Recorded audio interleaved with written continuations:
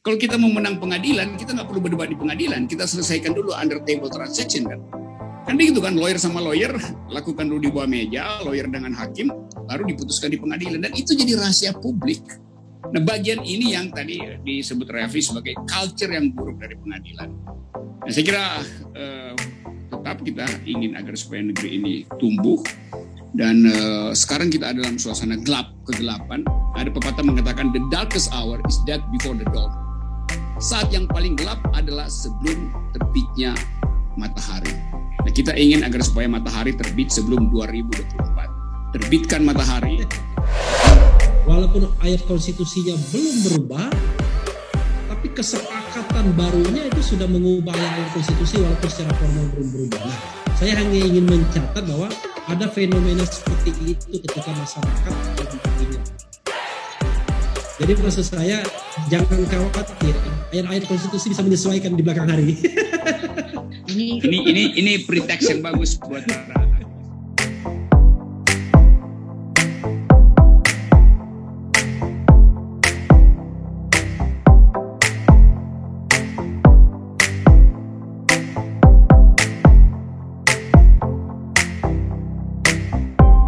Assalamualaikum warahmatullahi wabarakatuh.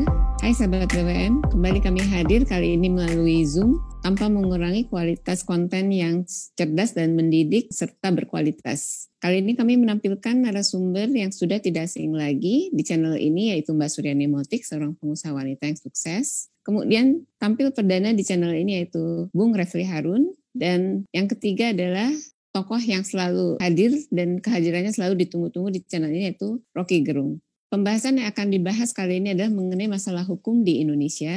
Selamat menyaksikan. Wassalamualaikum warahmatullahi wabarakatuh. Ya, Refli, saya ingin apa yang disampaikan oleh Bung Rocky. Tadi kita sudah bicara reformasi, sekarang saya ingin menekankan soal kesetaraan kewarganegaraan. Dalam kaitan dengan kalau kita bersentuhan dengan masalah hukum, kelihatan sekali terjadi di bisnis. Kita sekali kasus yang ngemplang di Yunan. Nah, yang menang itu atau itu lebih bias kepada pemegang modal terbesar. Apakah nanti lawyernya dibeli sehingga nasabah yang mewakilkan suaranya kepada lawyer sehingga harus menerima, padahal kasus nih belakangan di bisnis yang saya ikuti misalnya. Para nasabah mewakilkan suaranya, lawyernya dibeli dari nasabah tidak bisa apa-apa, masuklah ke PKPU. Nah ini di bisnis. Kemudian di politik juga begitu. Jadi kesetaraan itu tidak ada. Misalnya kasus-kasus di meja sidang. Nah, hukum itu sangat tajam ketika menyentuh masyarakat kecil di bawah yang tidak punya akses, tapi menjadi tumpul ketika mereka punya jabatan, kekuasaan, ataupun punya uang. Nah, Anda melihatnya ini apa yang terjadi sekarang ini bagaimana mengobatinya, Pak? Yang pertama, setuju atau tidak? Yang kedua, mengatasi hal ini seperti apa yang mesti kita lakukan dalam kondisi sistem yang sekarang ini masih berjalan, kita belum bisa memperbaiki sistem. Ya, kalau dengan Mbak Yani sama Bung Rocky gak ada yang saya nggak setuju. Semua saya setuju.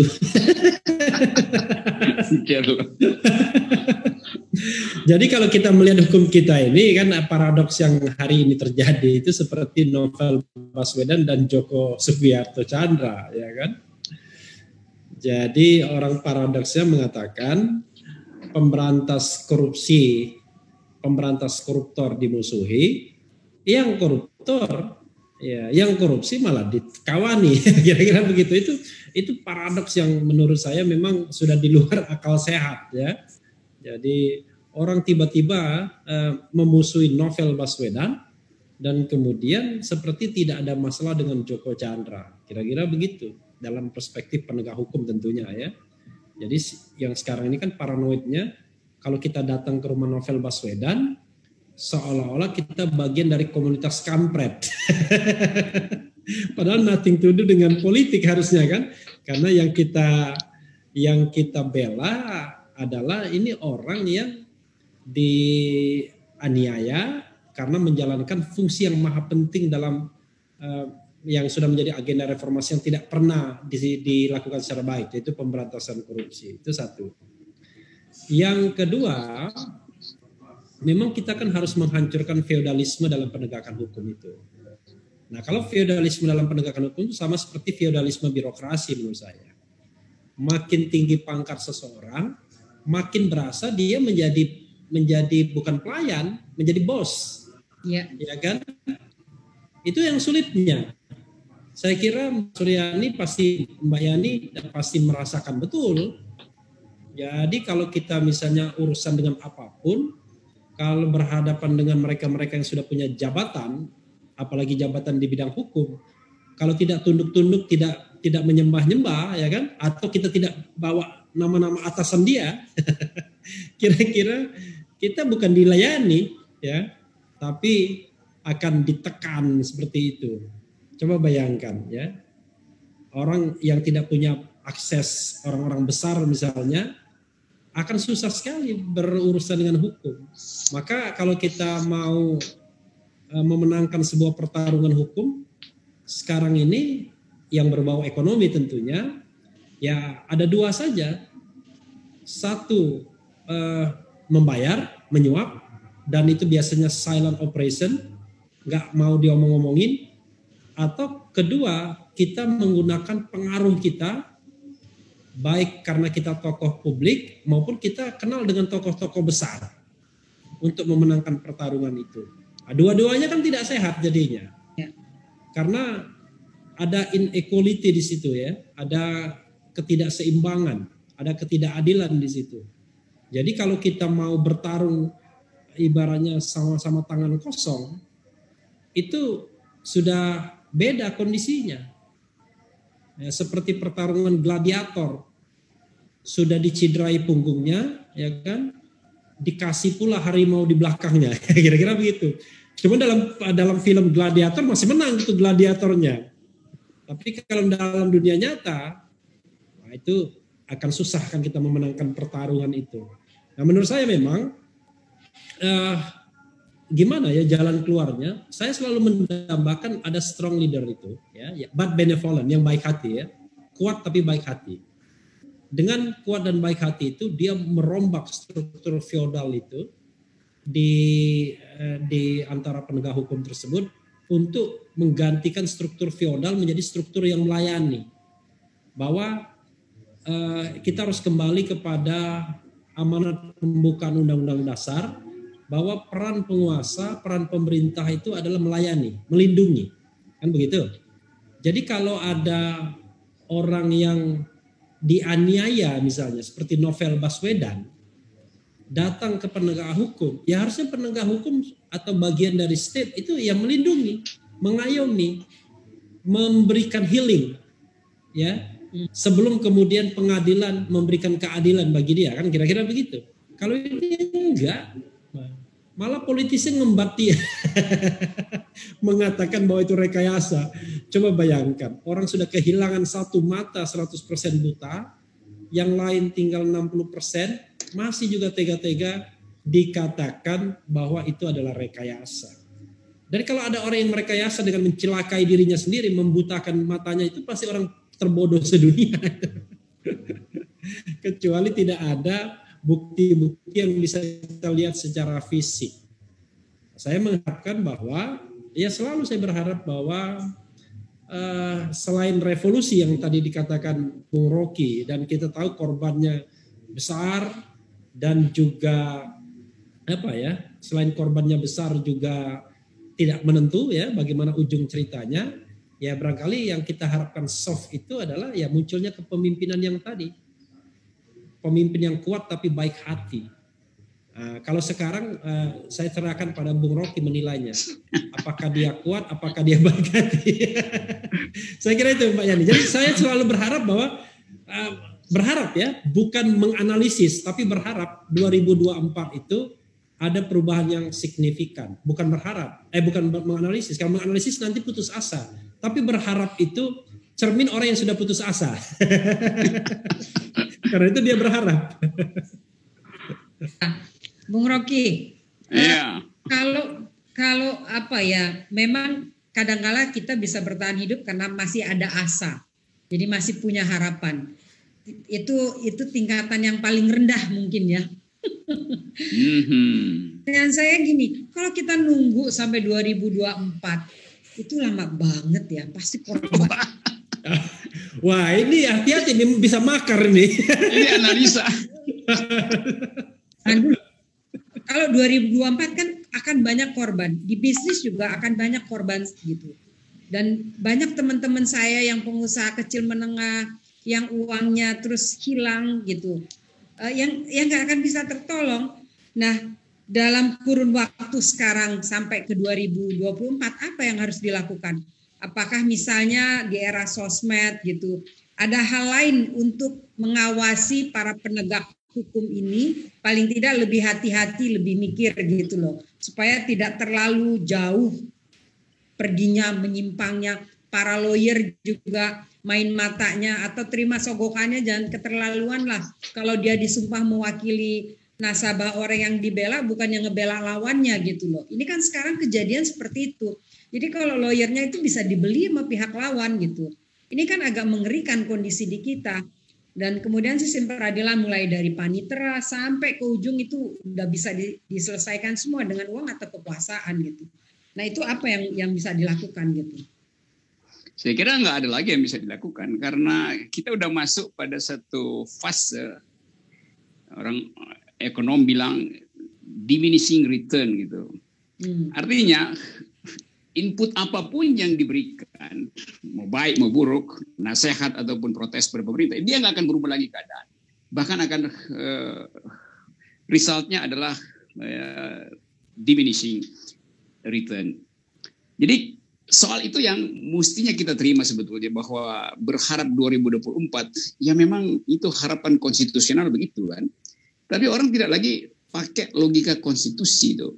Karena suasana bernegara hari ini justru dikacaukan oleh sifat-sifat yang anti konstitusi. Kan konstitusi menerangkan ABCD, di atas konstitusi masih ada etika berpolitik. Di atas etika berpolitik masih ada moral publik. Semuanya dilanggar kan. Dalam 1 minggu ini kita lihat rangkaian pelanggaran itu. Mulai dari soal skandal Joko Chandra, soal skandal Walcott Solo segala macam. Saya cuma baca di koran juga soal-soal beginian nih. Bahwa semuanya itu jadi skandal. Karena semua orang akhirnya saling mengintai lalu mencicil kesalahan orang lain. Tiba-tiba ada wakil wali kota Solo dipanggil ke istana, terus dia buka ke publik bahwa dia ditawarkan sesuatu oleh Pak Jokowi supaya mundur dari pencalonan, lalu dia menolak segala macam. Kan kita mesti baca intensi untuk mengucapkan itu datang dari kegalauan moral tuh. Semua soal. Jadi kalau dibilang ya sudah selesai secara hukum, PDIP udah meminta supaya hanya boleh ada satu calon. Memang secara hukum memang begitu, secara aturan sebetulnya, bukan secara hukum. Tetapi public ethics-nya dilanggar itu. Apalagi presiden mengundang untuk negosiasi di istana itu. Itu memang negosiasi, nanti udah pasti istana akan bantah, kita udah tahu cara membantah. Tetapi publik tahu bahwa itu adalah pelanggaran etik itu. Jadi kalau ditanya tadi apa yang masih bisa dilakukan, ya teruskan aja political decaying ini. Sebab sekali luka itu seperti luka diabetes. Begitu dia masuk pada tahap pembusukan, nggak mungkin lagi dipakai iodium, nggak mungkin lagi dipakai antibiotik. Memang mesti diamputasi supaya selamat. Di borok itu pada tahap yang infeksinya serius, satu-satunya cara adalah diamputasi. Nah, mengamputasi itu tentu bisa dibuatkan aturannya tuh supaya nggak terlihat revolusi, supaya dianggap sebagai tidak ekstra konstitusional, ekstra parlementer boleh loh. Bukan ekstra konstitusional ya. Dan itu pasti nanti kalau terjadi rapat-rapat atau pertemuan ke arah itu, pasti yang akan diundang pertama adalah Refli Harun supaya beri pemahaman hukum. Apakah bisa dilakukan secara damai perubahan yang belum saatnya menunggu 2024. Kira-kira jadi Saudara Refli bersiap-siap, Anda akan jadi ditunggu oleh banyak konsultan yang menginginkan percepatan pergantian kekuasaan. Dan itu adalah pembicaraan publik hari-hari ini. Kita mesti biasakan menerima pembicaraan itu. anything goes. Jadi begini, memang kadang-kadang kita tidak bisa membedakan ya antara hak publik dengan bahasa-bahasa yang sering dikeluarkan bahwa ini adalah upaya untuk menggulingkan pemerintahan yang sah. Kan selalu begitu ya. Ya. Jadi saya pernah mengkritik misalnya kalau kita tidak boleh ngomong tentang pemakzulan, maka buang saja ayat-ayat konstitusi yang berisi pemakzulan tersebut. Pasal 7A, 7B itu. Jadi karena presiden itu bisa turun dengan dua sebab yang normal dan sebab yang abnormal, yang tidak normal, ya, maka kemudian ada yang namanya bab pemilu, ya, bab untuk mengganti seorang presiden secara konstitusional melalui proses berpemilu. Kemudian ada bab tentang impeachment, bab untuk mengganti presiden tidak melalui jalur pemilu. Itu saja, dua itu saja. Nah, kalau di luar dua itu barulah itu makar. Nah, ya, di luar dua itu misalnya melakukan kekuatan bersenjata, itu kan makar. Tapi ada juga bab lain yang kita tidak pernah duga, yang disebut dengan Bung Rocky tadi, yaitu bab ekstra konstitusional. Kalau bab ekstra konstitusional, bukan pakar konstitusi yang menjelaskannya. Jadi ahli konstitusi hanya menjelaskan dua bab itu saja, bab pemilu ya, pasal 22E, dan bab impeachment, pasal 7A dan 7B. Nah, untuk menuju impeachment kan kita sudah tahu prosedurnya.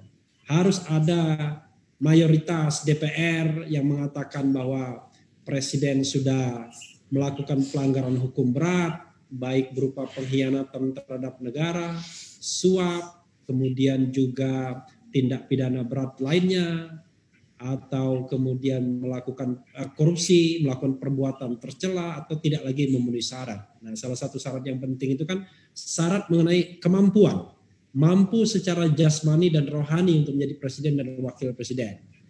Nah, kalau kita bilang mampu, maka mampu itu harus dikaitkan dengan tugas konstitusional seorang pemerintah, seorang presiden apa? Yaitu melindungi segenap bangsa, mensejahterakan segenap bangsa, mencerdaskan segenap bangsa. Ngeri-ngeri sedap mulai kan? Jadi kalau seorang pemimpin sudah tidak mampu lagi melindungi, sudah tidak bisa lagi mencerdaskan, sudah tidak bisa lagi mensejahterakan, apakah kemudian kita bisa mengkategorikannya sebagai tidak mampu secara jasmani dan rohani untuk mengemban kekuasaan sebagai presiden dan atau wakil presiden? Nah, ini kan biarkanlah DPR mengkonstruksikannya. Nanti Bung Rocky yang mengakselerasi. Hancur. Nah, lalu kemudian ya tentu ke MK kan, MK yang harus memberikan bungkus hukumnya. Apakah dakwaan DPR itu bisa justified atau tidak? Soal DPR kan itu soal faktor-faktor politik saja. Kadang-kadang kan bukan soal apakah konstruksinya benar dan salah, tapi apakah konstruksi ini dimauin mayoritas masyarakat atau enggak. Kan kira-kira begitu. Nah, sementara MK barulah kemudian bicara tentang ayat-ayat konstitusi ya. Walaupun Bung Rocky selalu mengatakan kan MK tergantung sinyal juga. Tapi dalam kondisi seperti tadi tentu sinyal istana akan melemah ya kan. Bahaya. Mungkin sinyal istana tidak kuat juga. Ya ini kan kita belajar dari sejarah. Harmoko kurang apa sinyalnya kuat banget ya. Bahkan dia pusat sinyal itu sendiri kan. Tapi tiba-tiba dia menjadi ketua MPR yang mengetuk palu ya kan. Untuk menuntut, kira-kira begitu kan, luar biasa kan, menuntut pengunduran diri seorang tuannya kan, kira-kira begitu. Nah lalu kemudian sidang istimewa MPR ini hanya instrumental kalau semua proses itu sudah terjadi. Tapi sekali lagi saya kan menjelaskan ayat-ayat konstitusi ya, ayat-ayat konstitusi yang bisa saya jelaskan ya dua itu saja. Kalau yang lainnya makar dan ekstra konstitusional ya saya tidak bisa jelaskan. Makar tanyalah pada ahli pidana. Lalu kemudian ekstra konstitusional tanyalah pada Bung Rocky ya gitu. Sebagai seorang aktivis politik yang sudah matang makan asam garam.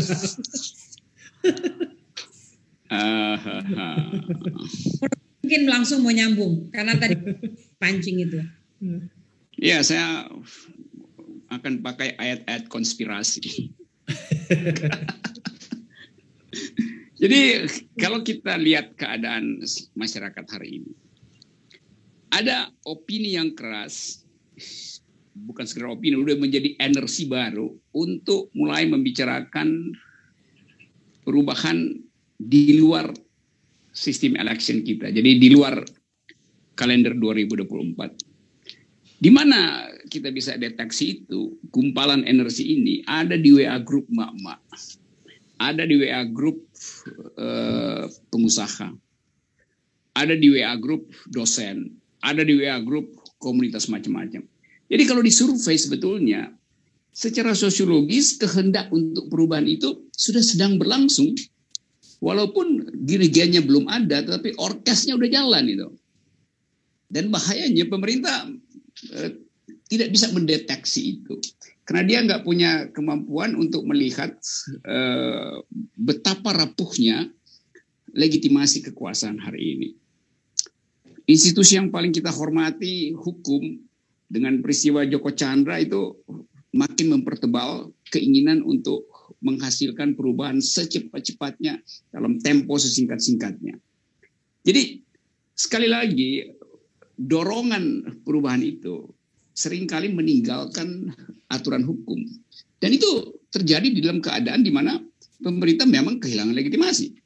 Jadi variabel ini yang harus kita hitung sebetulnya, hitung secara cermat. Dan sangat mungkin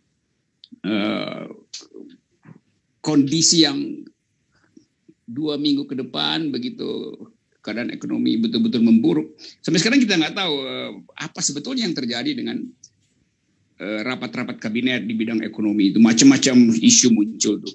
Kalau kita tanya ada nggak bank yang udah kolaps? Mungkin aja udah ada lusinan bank yang udah kolaps, tapi ditutupi oleh pemerintah. Karena tadi soal nggak mau ada social unrest kan. Tapi itu kan nggak mungkin ditahan.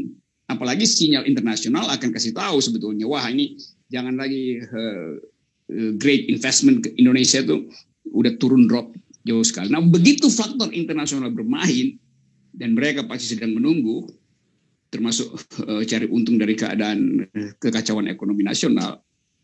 Begitu variabel internasional mulai, maka energi yang tadinya menggumpal di WA Group Mak-Mak itu akan meleleh kemudian menjadi betul-betul energi reformasi yang biasa ditunggu, reformasi jadi tua tuh. Jadi jangan abaikan, pemerintah jangan abaikan keadaan ini. Masyarakat jauh lebih sublim cara dia melihat kekuasaan daripada jaringan intel yang dipasang di semua WA Group, jaringan intel yang dipasang di semua diskusi mahasiswa itu.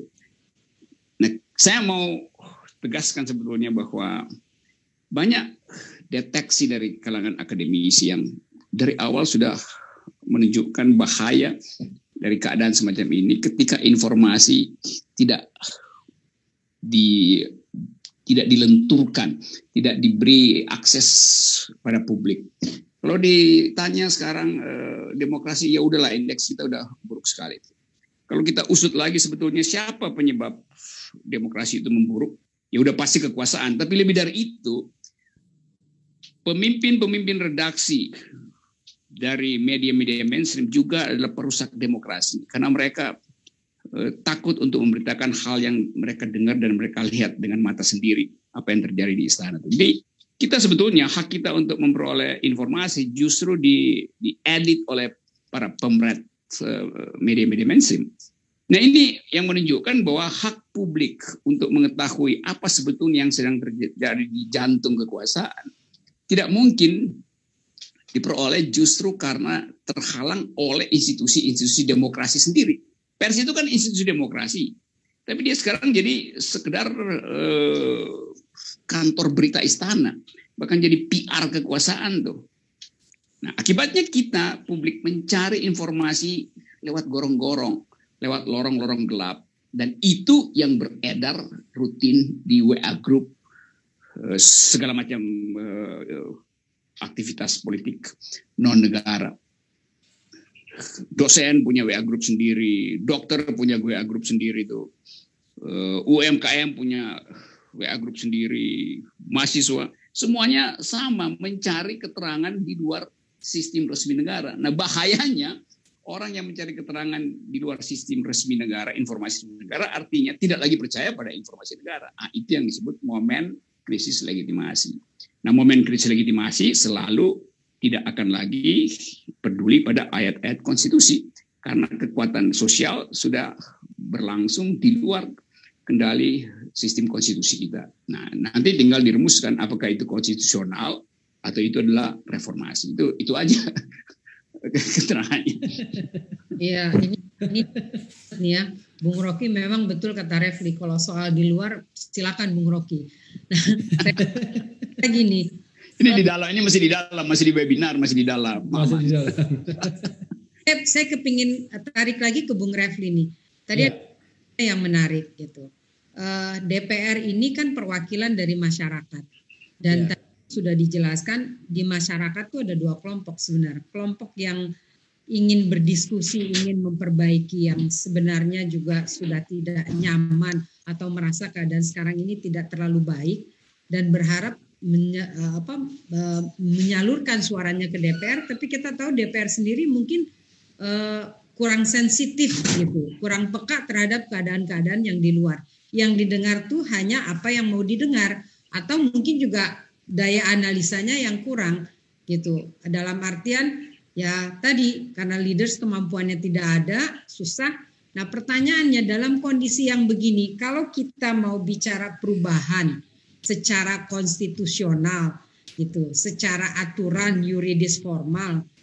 Nah, sementara kita tahu suara-suara dari kampus, situasi kampus hari ini beda sekali dengan kampus 10 tahun yang lalu, di mana kebebasan untuk membahas, berdiskusi dan sebagainya kelihatannya ada, walaupun tidak kelihatan tapi ada keengganan atau males gitu loh. Nah, ini kondisi kayak gini bagaimana mengatasinya? Bagaimana agar agar tetap bisa berlangsung gitu? Iya, kalau kita bicara tentang jalur konstitusional tadi ya, itu kan sama dengan reformasi 98. Jadi reformasi 98, tapi memang kurang sempurna reformasinya. Setelah ada gerakan-gerakan yang sifatnya ekstra konstitusional tadi kan begitu, yaitu desakan untuk mundur belum pada waktunya, yang dimana tuntutan itu membesar. Maka kemudian dicarikan jalurnya kan, biar dia tidak meledak kan. Nah, dicarikanlah jalurnya, jalur konstitusionalnya. Maka jalur konstitusionalnya dimulai dari pengunduran diri Pak Harto ya, menggunakan mekanisme pasal 8. Lalu kemudian tidak perlu di sidang umum MPR atau di sidang MPR lagi, pelantikan presiden dan wakil presidennya yang baru ya kan, pelantikan presidennya, karena tidak memungkinkan, cukup di depan atau di hadapan pimpinan Mahkamah Agung kan begitu, Ketua Mahkamah Agung dan pimpinan MPR saat itu. Jadi kita membutuhkan, kalau dalam kondisi seperti ini membutuhkan jalur konstitusi itu untuk melakukan legitimasi saja. Tapi yang paling penting kan isinya. Nah, itu kan sama dengan kalau kita tarik lagi ke belakang, Dekret 5 Juli 59. Dekret 5 Juli 59 itu sebenarnya kan itu langkah ekstra konstitusional karena dia diakui. Kalau dia tidak diakui jadi inkonstitusional kan begitu. Tetapi kemudian dia kemudian dicarikan jalan pembenarnya setelah itu kan begitu, sebagai sebuah langkah post factum konstitusional ya, dia menjadi legal order yang baru. Padahal pada waktu itu kan ketika melakukan itu Bung Karno dalam tanda kutip melakukan kudeta sebenarnya ya kan, karena kan bukan kewenangan dia untuk misalnya membubarkan konstituante, memberlakukan kembali undang-undang dasar, kemudian membentuk DPR GR, membentuk kemudian MPRS kan. Jadi tetapi kan secara post factum didukung, maka kemudian dia akhirnya ada yang namanya konstitusionalisasinya. Hal yang tidak berhasil itu dilakukan Gus Dur. Ketika Gus Dur dengan nasihat Rocky Gerung mungkin membubarkan DPR, ternyata nggak berhasil ya kan tahun 2001. Gus Durnya yang jatuh. Nah, jadi akhirnya langkah konstitusionalnya adalah sidang istimewa pemberhentian. Jadi sebenarnya kita bicara dua aras, satu political struggle ya, di mana elemen-elemennya tentu banyak ya, tidak hanya pemain formal tapi juga pemain non formal. Lalu kemudian kita bicara tentang legal constitutional procedure ya. Nah, jadi kadang-kadang prosedur konstitusional itu datangnya cuma di belakang saja untuk alat legitimasi. Nah, karena itu orang seperti saya kan tidak perlu bekerja dulu sekarang. Tapi draftnya udah siap ya. Tidak perlu bekerja dulu sekarang. Nah, bekerjanya nanti setelah ada sebuah perubahan-perubahan yang membutuhkan formalisme, legal constitutional procedure, nah, baru kemudian bekerja. Tapi sekarang ya kalau lihat kondisi seperti yang digambarkan Bung Rocky kan, yang bekerja itu adalah faktor-faktor non konstitusional ya, faktor-faktor political struggle.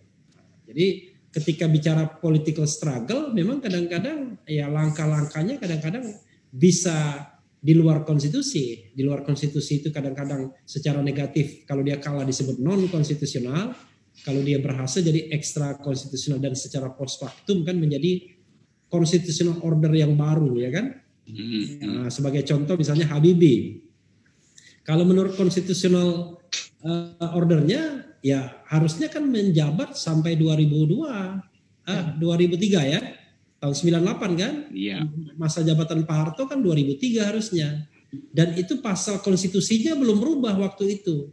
Tapi karena ada kekuatan reformatif ya kan, kekuatan besar yang menghendaki agar pemilu dipercepat, dan itu pun sudah soft reformasinya kan. Karena masih menyertakan partai-partai yang ada di era Orde Baru misalnya. Maka tahun 1999 Habibie harus mengakhiri masa jabatannya. Padahal konstitusinya sendiri belum berubah. Pasal 8-nya itu belum berubah. Pasal 8 atau pasal 9-nya yang mengatakan bahwa kalau presiden mundur, mangkat, berhenti atau diberhentikan, maka dia digantikan oleh wakil presiden sampai habis masa jabatannya, kan begitu. Tapi walaupun ayat konstitusinya belum berubah, tapi kesepakatan barunya itu sudah mengubah ayat-ayat konstitusi walaupun secara formal belum berubah. Nah, saya hanya ingin mencatat bahwa ada fenomena seperti itu ketika masyarakat menghendakinya. Jadi maksud saya jangan khawatir, ayat-ayat konstitusi bisa menyesuaikan di belakang hari. Ini pretext yang bagus buat para aktivis jalanan nih, bahwa aman, draftnya udah disiapin oleh Refli. Ya, mungkin terakhir nih. Saya ingin ke Bung Refli dulu terakhir karena pasti akan panjang nih. Pesan balik lagi soal ketidaksetaraan hukum. Pesan apakah untuk penegak hukum, pesan untuk ke masyarakat dalam menghadapi ketidaksetaraan hukum sekarang ini agar masyarakatnya tidak frustasi dan penegak hukum lebih bisa walaupun tidak bisa menerapkan kesetaraan, minimal tidak keterlaluan lah gitu. Apa yang ingin disampaikan oleh Bung Refli? Minimal tidak keterlaluan. Kalau minimal tidak keterlaluan itu kita ada dua ya. Pikiran kita harus merombak secara radikal dulu ya struktur feodal hukum ini. Kalau merombak secara radikal itu, maka memang membutuhkan jalan yang luar biasa pastinya, ya kan? Saya kasih contoh beginilah. Misalnya kepolisian itu sampai sekarang masih bermasalah dengan kulturnya. Jadi kultur militeristik itu kan sebenarnya kan mau dihapuskan. Kalau dulu karena dia bagian dari ABRI, dia cenderung ada kultur militeristiknya. Nah, itu masih banyak di kalangan kepolisian karena mereka kan masih produk-produk zaman dulu ya, sehingga kultur militeristik itu masih kelihatan. Padahal kalau kita baca undang-undang yang namanya polisi itu pertama kali itu adalah pelindung dan pengayom masyarakat. Lalu kemudian Kamtibmas, keamanan dan ketertiban masyarakat, barulah kemudian ketiga penegakan hukum. Jadi sebenarnya yang harus dilakukan. Tapi kan kalau kita melihat misalnya upacara kepolisian dengan pangkat-pangkat jenderalnya dan lain sebagainya, kita melihat sisa-sisa militeristiknya justru lebih kuat ya ketimbang kemudian untuk menjadi pelindung dan pengayom masyarakat. Saya membayangkan kalau pelindung dan pengayom masyarakat itu kan polisi jadi sahabat anak-anak, kira-kira begitu ya. Nah, kalau sekarang kita masih takut melihat polisi di jalan raya, kira-kira begitu. Ini ada apa lagi? Didekatin polisi itu takut, bukan kita merasa dilindungi atau diayomi. Nah ini kan menurut saya hal yang harus berubah. Ya. Nah berubahnya itu yang soft tadi dari kepemimpinan, ya dari kepemimpinan, dari gesture kepemimpinan. Cuma itu kan soft kalau gesture kepemimpinan. Nah, cuma kalau gesture kepemimpinannya nggak mau mengubah itu susah. Ya, misalnya presiden misalnya tidak memberikan gesture kepemimpinan yang kuat kepada penegak hukum, kejaksaan, kepolisian agar Anda mengubah kultur Anda. Kalau enggak ditorpedo kira-kira begitu ya. Nah, itu yang soft. Tapi yang agak radikal memang ya kita berharap ada perubahan-perubahan yang fundamental ya. Perubahan-perubahan fundamental itu ya kalau kita berharap bahwa yang melakukannya adalah DPR dengan banyak orang mungkin nggak akan selesai perubahan fundamental seperti itu. Kalau misalnya dengan revolusi atau reformasi lagi mungkin bisa, tapi ongkosnya juga tinggi ya. Tapi nanti tergantung kalkulasi Bung Rokinya kan. Kalkulasi kan kita serahkan ke beliau. Tapi bisa juga dengan saya membayangkan misalnya yang ada strong leader but benevolent tadi. Dia sudah mengkalkulasi dukungan dia di DPR, misalnya mengkonsolidasi dukungan dia di DPR, dan dia mengeluarkan sejumlah perpu, ya, yang betul-betul melakukan perombakan total struktur-struktur ketatanegaraan, termasuk bagaimana struktur hukum, bagaimana menjadikan polisi menjadi pelindung dan pengayom masyarakat dan lain sebagainya dengan pola rekrutmen. Bahkan bila perlu dengan pola rekrutmen ulang dan lain sebagainya. Salah satu instrumen yang saya pernah sampaikan ya, saya sempat menyampaikannya langsung tuh ke Presiden Jokowi ya, dan alhamdulillah setelah itu nggak pernah diundang lagi. yaitu barangkali kita tidak hanya butuh yang namanya amnesti tadi ya, kemarin itu apa namanya amnesti tax amnesty, tapi kita membutuhkan legal amnesty. Legal amnesty itu begini, kalau terhadap penegak hukum, kita mencari kesalahan penegak hukum lalu menghukumnya, itu nggak ada gunanya. Karena bisa jangan-jangan 99,9% kesalahannya. Maka antara enforcer sama tertuduhnya itu nggak ada bedanya. Maka kemudian akan ada senantiasa kelelahan karena akan terjadi perlawanan terus-menerus dari dalam. Dan itu ternyata paling tidak yang dilakukan KPK kan gagal ketika era Bambang Wijoyanto dan Abraham Samad. Bisa nggak misalnya kita mencari terobosan lain? Ya sudahlah, maafkan aja semua penegak hukum itu dengan segala hartanya, atau kalau tidak di dunia, di akhirat nanti pertanggungjawabannya. Tapi belum cukup di situ. Setelah itu kita buat sistem anti korupsinya. Nah, salah satu sistem anti korupsinya adalah Anda harus declare yang sebenar-benarnya berapa harta Anda. Karena kira-kira gitu. Nanti kita ketawa, kopral lebih banyak uangnya daripada jenderal. Kira-kira gitu. Karena uang jenderal sudah dititipkan soalnya. Tapi intinya adalah harus ada langkah trusted people yang kemudian bisa mengorkestrasi ini, sehingga nanti setiap tahun penegak hukum itu harus bisa melaporkan harta kekayaannya. Kalau dia misalnya ternyata ada illicit enrichment, ada kekayaan yang tidak bisa dipertanggungjawabkan, maka mekanisme hukum yang dengan perpu tadi langsung merampas. Jadi negara tidak menuntut dulu. Kalau negara menuntut dulu, habis uangnya untuk lawyer, ya kan?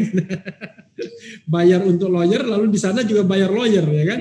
Kalau ini enggak, uangnya dirampas karena Anda tidak bisa menjelaskan sumber hartanya dari mana. Tapi for the starting point, kita maafkan dulu masa lalunya. Kira-kira begitu. Nah, ini salah satu alternatif yang saya pikirkan yang soft. Yang lebih radikal, biarlah Bung Rocky yang kemudian akan menjelaskan lebih lanjut. Anjir. Iya. Bung Rocky, Iya. menghadapi keresahan masyarakat terhadap ketidaksetaraan hukum hari ini. Pesan Bung Rocky buat masyarakat yang mencari keadilan dan buat penegak hukum yang memutuskan keadilan. Waduh, seharusnya minta presiden kasih pesan pada masyarakat. Tapi presiden hari ini gagu dia nggak bisa ucapkan sesuatu. Contoh tadi soal Novel Baswedan. Beliau, Presiden Jokowi yang mendorong pembentukan tim pencari fakta. Nah sekarang dia diam, nggak ada satu komentar publik pun terhadap putusan pengadilan itu. Itu tentu penasihatnya akan bilang, ya itu kan sedang berjalan proses hukum, jangan diintervensi. Loh bukan diintervensi, tapi kasih sinyal bahwa ada ketidakadilan. Bahwa tugas pencari fakta itu justru esensial dan bukan sekedar mengandalkan fakta-fakta di dalam persidangan yang memang nggak mungkin menghasilkan keadilan. Jadi presiden, saya nggak tahu dia gagu atau dia gugup untuk mengucapkan pikirannya terhadap Novel Baswedan. Juga terhadap soal Joko Chandra. Ini udah 1 minggu ini presiden tidak kasih sinyal. Padahal presiden bisa memanfaatkan kedudukannya bukan sebagai presiden, tapi sebagai kepala negara itu. Yang ada di... Ya? Kenapa? Cukup diwakili sama Pak Mahfud. Itu dari segi itu udah kelihatan bahwa Pak Mahfud juga akhirnya membaca sesuatu dengan cara yang keliru tuh, karena jadi legalistik juga akhirnya Pak Mahfud kan. Jadi sebagai kepala negara, presiden harusnya, ini terpaksa saya sebut harusnya karena memang nggak mungkin dilakukan, secara rutin kasih public address terhadap soal-soal keadilan, bukan mencampuri independensi peradilan, tetapi sebagai perangkat etis untuk memayungi dalil keadilan. Karena dia kepala negara itu, bertanggung jawab terhadap moral publik, terhadap moral hukum. Itu yang dia tidak lakukan tuh. Nah kenapa dia nggak bisa lakukan? Karena Refli tadi katakan diperlukan leader. Nah dia bukan leader, dia dealer. Dan dealnya terlalu banyak tuh. Itu yang membuat kita terjebak di dalam kekacauan compang-camping hukum hari ini. Jadi saya kira itu poinnya, dan dulu orang berupaya untuk menerangkan Indonesia sebagai a nation in waiting. Dulu ada buku Indonesia disebut sebagai all state new society itu. Yang sekarang nggak terjadi. All state-nya tetap karena feodalisme, new society juga berubah jadi old society karena tradisi hukumnya nggak berlangsung secara rasional. Kalau kita mau menang pengadilan, kita nggak perlu berdebat di pengadilan. Kita selesaikan dulu under table transaction kan.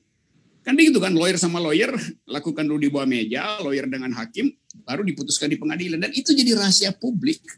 Nah bagian ini yang tadi disebut Refli sebagai culture yang buruk dari pengadilan. Nah saya kira tetap kita ingin agar supaya negeri ini tumbuh. Dan sekarang kita ada dalam suasana gelap, kegelapan. Ada pepatah mengatakan the darkest hour is that before the dawn. Saat yang paling gelap adalah sebelum terbitnya matahari. Nah, kita ingin agar supaya matahari terbit sebelum 2024. Terbitkan matahari, terbitkan sang surya, sang suryani. Oke. Ini perbincangan kita soal keadilan di Indonesia kita sudahi dulu. Terima kasih Bung Refli. Saya menyimpulkan karena terlalu banyak. Pesan-pesan moralnya juga terlalu sulit untuk diulangi lagi. Terima kasih Bung Refli Harun, terima kasih Bung Rocky, sampai jumpa. Oke, terima kasih banyak. Terima kasih. Surya. Ya, saya numpang sang surya. Oke, Ref. Oke, makasih. Yuk, mari semuanya.